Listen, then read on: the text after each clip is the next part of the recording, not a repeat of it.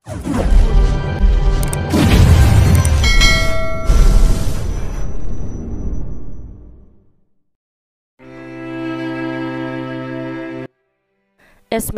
POV. Hindi ako makatulog ng gabing yon. Pakiramdam ko kasi ang layo niya kahit magkayakap at magkatabi lang kami sa kama. Pagkagising ko, agad akong umupo sa kama pero napahiga ulit ako dahil nakaramdam ako ng pagkahilo.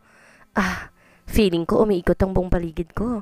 Ilang araw na rin ako nakakaramdam ng pagkahilo. Madalas din akong tamarin. Napatingin ako sa bedside table nang biglang tumunog ang cellphone ko. Inabot ko ito at sinigot ang tawag. Hoy bruha, asan ka na ba ha? Ang naiinis na boses sa John Ray ang narinig ko. Inilayo ko sa tenga ko ang cellphone at tinignan ng tumatawag. Si John Ray nga. Bakit kaya? Bakit ba? Tinignan ko ang oras. Malapit na mag-alas 9. Late na ako sa opisina.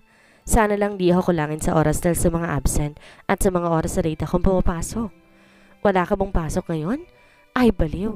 Uso bang katol ngayon, girl? Kanina ka pa naman hinihintay ni Mang Kukulam. Bilisan mo't baka wala na tayong maupuan. Mas nahilo ata ako dahil sa pinagsasabi ni John Ray. Ano bang pinagsasabi niya? Ano bang pinagsasabi mo? Sinasabi ko na nga ba eh. Nakalimutan mo eh. Ikaw pa nga ito nag-aya sa amin? Bibigyan kita ng 3 clue ha. Connor, basketball, 9 AM sharp. Biglang nandaki ang mga mata ko. Pagtingin ko sa date ng cellphone ko, Sabado pa lang ngayon. At ngayon nga ang basketball game ni Connor. Gusto kong kutusan ang sarili ko. Hindi ako late sa internship ko kundi sa basketball game ni Connor. Malapit na magsimula ang laro pero eto ako't nasa kama pa rin. Agad akong babangon at tinext sa John Ray na mauna na silang pumasok sa school gym at i-reserve na lang ako ng mauupuan. Naghahanda na ako maligo nang may maalala ko. Si Darius. Iti-text ko na lang siyang aalis ako ng bahay. Di bale, nakapagpaalam ako sa kanya noon tungkol sa lakad namin magkakaibigan. Tsaka for sure busy yun sa kumpanya dahil sa nawawalang pera. Tinext ko siya bago ko gumayak. Pagdating ko naman ng school gym, nagsisimula ng laro. Nadatnan kong sumisigaw si John Ray para i-cheer si Connor. Pansin ko rin nakatakip ng tenga naman si Sandy. Napangiti ako. Kung hindi lang bakla si John Ray, sigurado magkakatuluyan tong dalawa kahit lagi sila nagbabangayan. Sabi nga nila, opposite attracts. Umupo agad ako sa tabi ni Sandy. Nasa bandang unahan kami. Nasa harap namin mismo ang mga players ng school namin.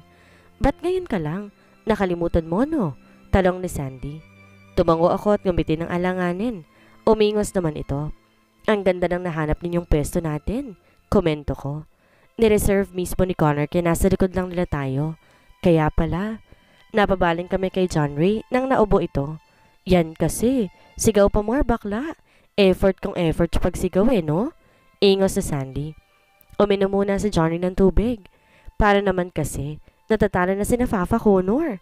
Pagtingin ko sa scoreboard, lamang ng 10 puntos ang kabilang kuponan.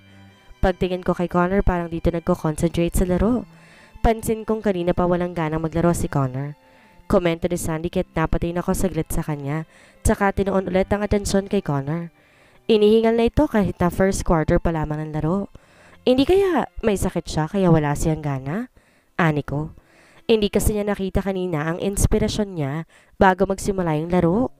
Napatingin kami kay John Ray dahil sa sinabi niya. Oo nga no? Segunda naman ni Sandy.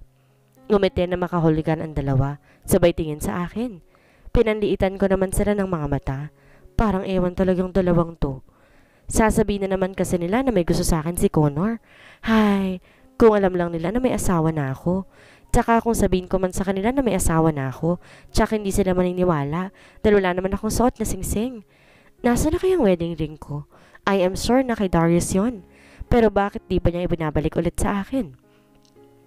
Naalis sa mga iniisip ko nang biglang isigaw ni John Ray ang pangalan ni Connor. Nagtingin ng tuloy sa amin ng mga tao. Parang bigla rin nahinto ang laro dahil pati mga players ay tumigil sa paglalaro at napatingin sa pwesto namin dahil sa pagsigaw ni John Ray. Ex-senadorang bakla? Ramdam ko may nakatingin sa akin kaya't napatingin ako sa court. Pagtingin ko'y nagtagpo agad ang paningin namin ni Connor. Ngumiti ako ng alanganin sa kanya. Siya naman ay bahagyang nagulat. Nakatitig lang to sa akin pero pagkakwan, ngumiti ito ng pagkatamis-tamis. Tsaka tumakbo sa kabilang court kung nasa ng ibang players. Dahil sa pagngiti niyang iyon, nagsitilian ng mga kababaihan na nasa likuran namin.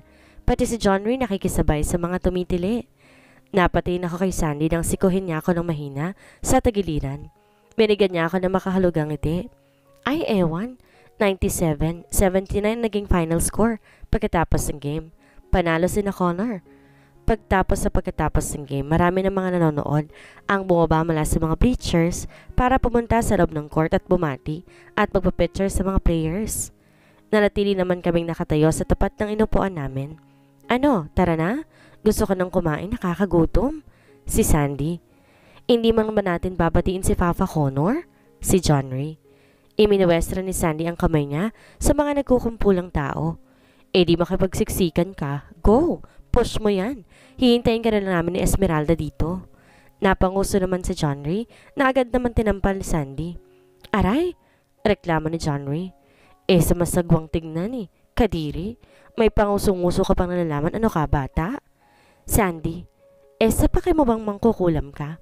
Babyface naman ako eh. Si John Ray.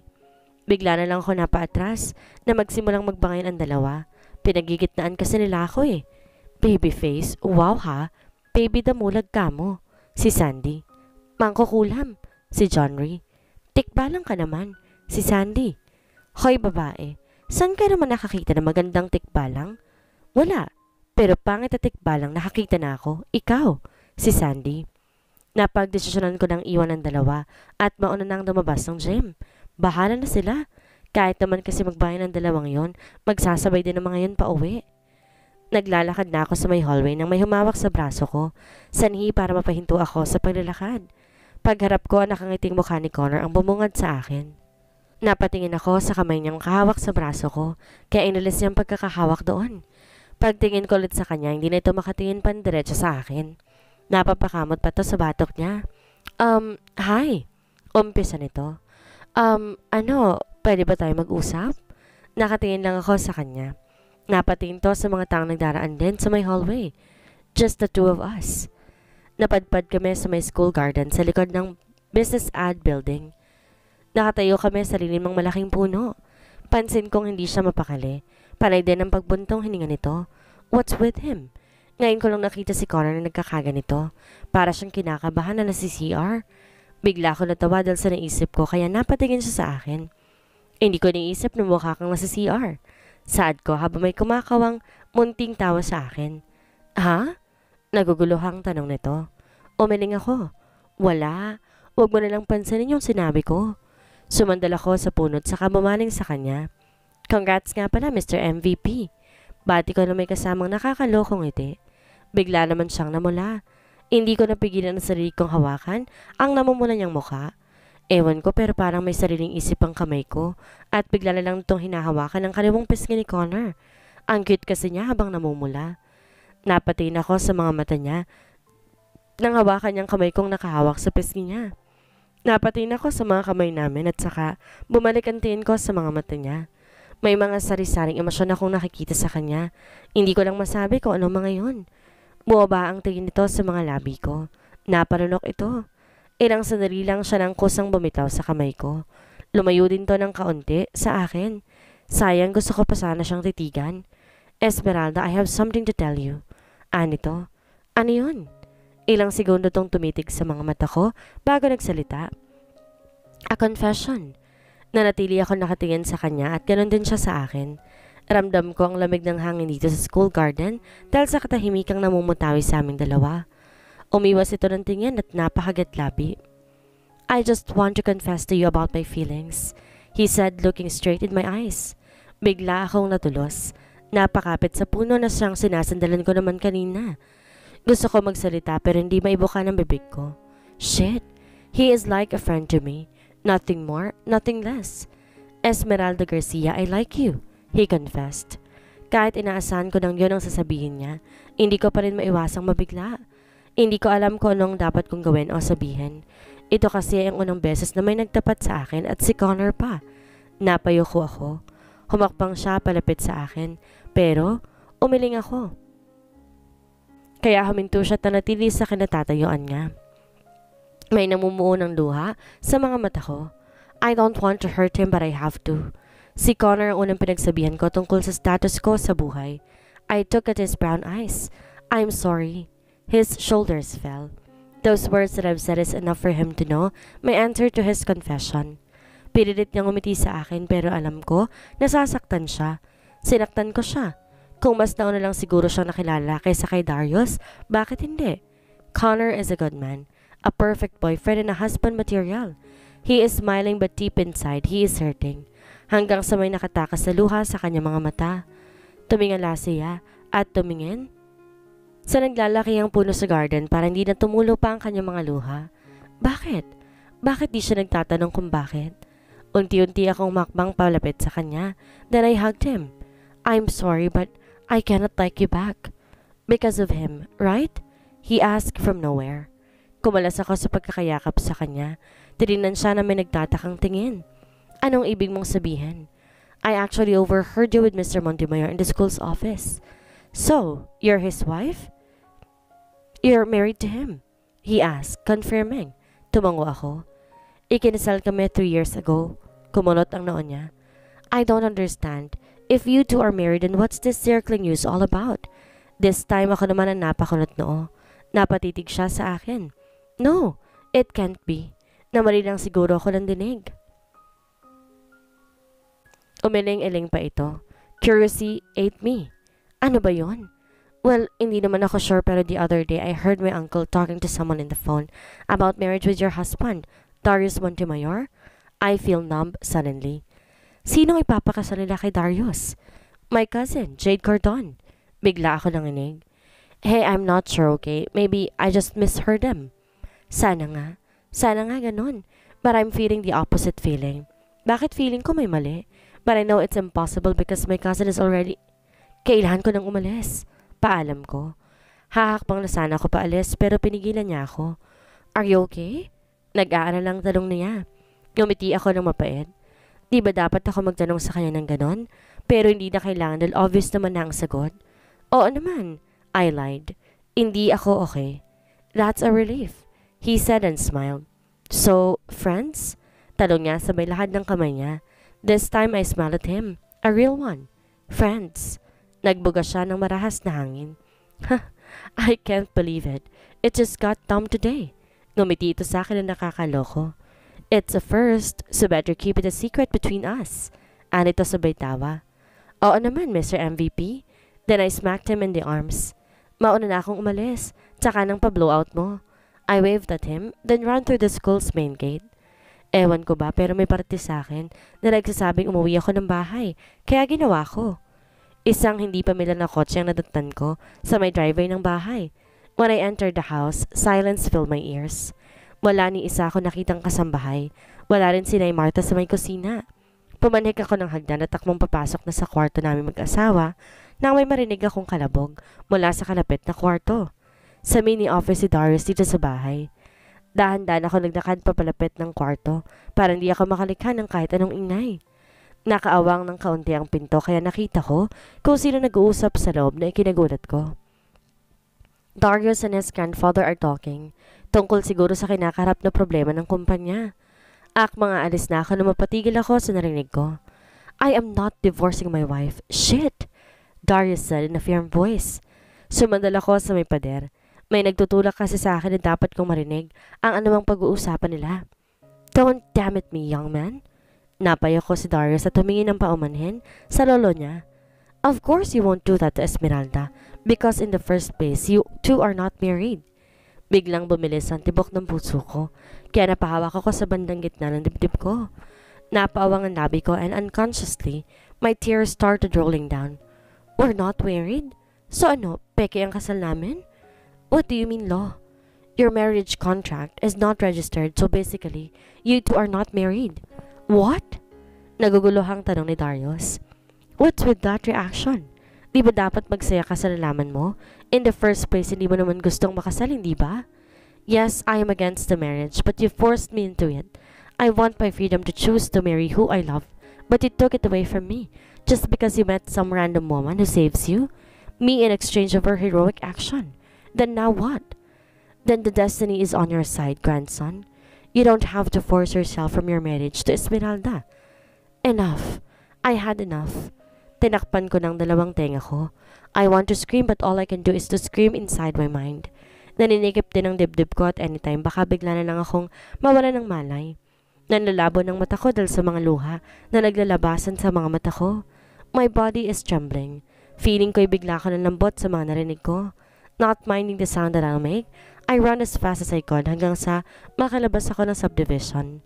Naglalakad ako sa gilid ng kalsada habang wala ako sa sarili. My tears started to fall na kahit na nanlabo ng mata ko'y sige pa rin ako sa paglalakad. So after all that happened between us, after all the sweet moments and words we shared, I'm still his unwanted wife. Nothing's changed. I feel so weak. Biglang nanghina ang katawan ko hanggang sa naramdaman ko na lang na unti-unti na ako natutumba. Yeah, indeed the truth hurts, but it will set you free from a world that's full of lies and false hopes. The next thing I felt was the cold cement I'm lying. Then everything went black. Nagising ako dahil sa katok sa may pinto ng kwarto ko. Esmeralda, anak, bumangon ka na dyan. Kakain na tayo, sabi ni nanay. Opo, nay, sagot ko. Dahan-dahan sa pagkilos, paalala pa nito. Napangiti na lang ako dahil yan lagi ang bilin niya sa tuwing kikilos ako. Pinasod ko lang ang buhok ko at lumabas na ng kwarto, pagtapos kong ayusin ang higaan ko. Nadatan kong nakaupo na sila sa harap na hapagkainan, kaya umupo na rin ako. Ipinagtimpla kita ng gatas, kailangan mo yan. Sabi ni nanay sabay abot sa akin ng isang basong gatas at tinanggap ko naman bago nagpasalamat. Masaya ako dahil kasama ko ng pamilya ko, pero hindi ko maiwasang madismaya. Sayang dahil 2 buwan na lang sana'y makapagtatapos na ako ng pag-aaral. Pero hindi ako nang hinayang na umalis ako at umuwi dito sa probinsya.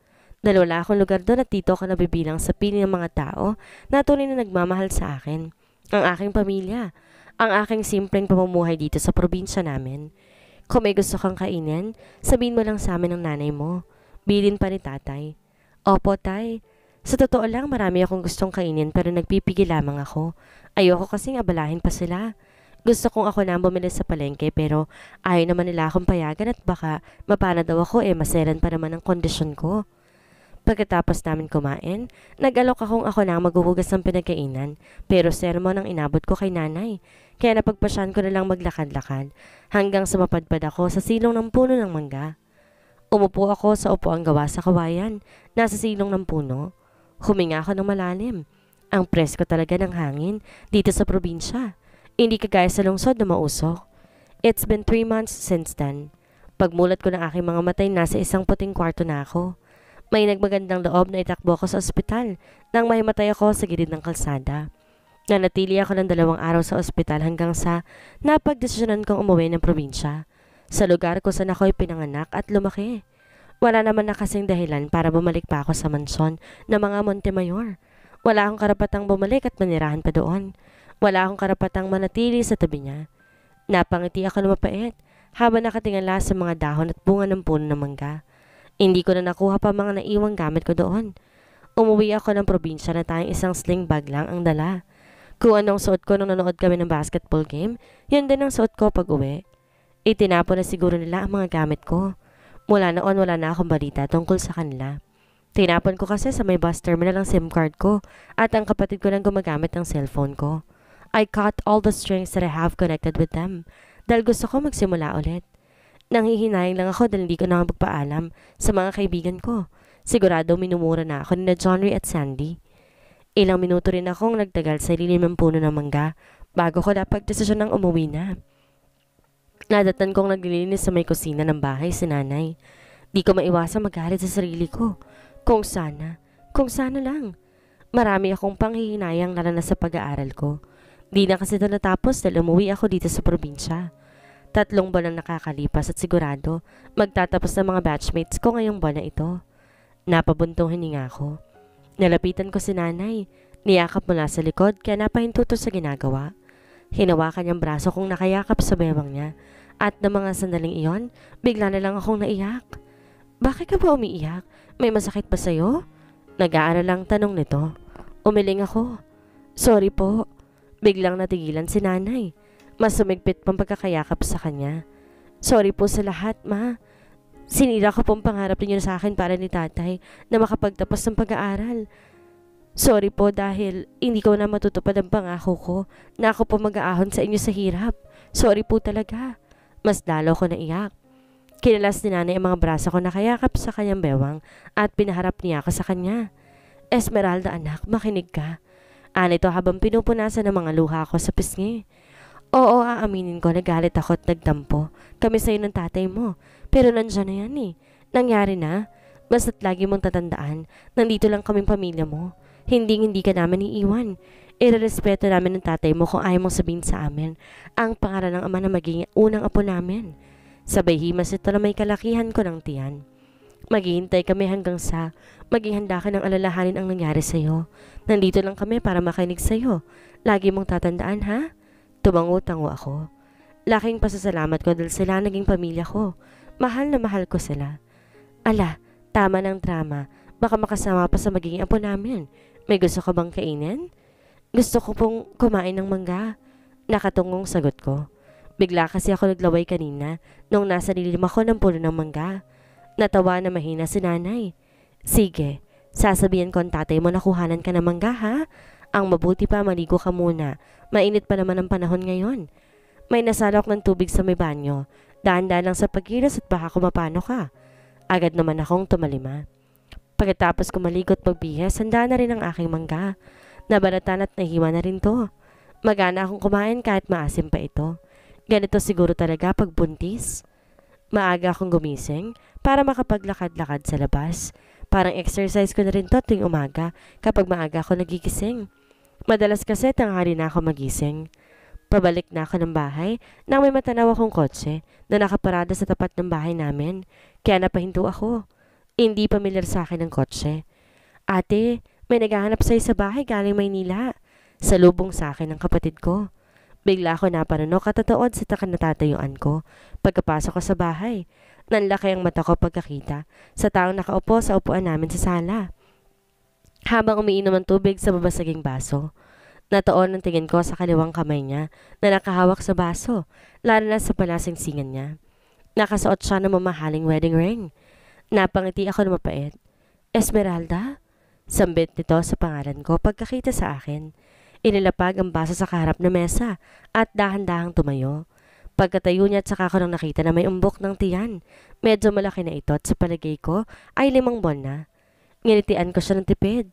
Pinilit kong umiti dahil ayoko makita niya sa mukha ko kung gaano ko kalungkot. Maupo ka. Umupo naman to at naupo rin ako sa katapat na upuan. Nginitian ko ulit siya. Ito ang unang beses na nagkaharap kami at ito ang unang beses na mag-uusap kami. I just want to talk to you about Darius. Napakagatlabi ako nang marinig ko ang binanggit niyang pangalan. 3 buwan ko rin tong hindi narinig. Nanatili akong tahimik. Hindi ko kasi alam ang sasabihin ko eh. Pinagsiklop ko ang aking kamay at saka tumungo. Nagulat na lang ako na may humawak sa mga kamay ko. Pagtingin ko sa aking tabi, nasa tabi ko na pala siya. Nagsusumamo ang kanyang mga mata. Pero bakit? I know I'm not in the right position to say this, but please, sumama ka na sa akin. Bumalik ka na kay Darius.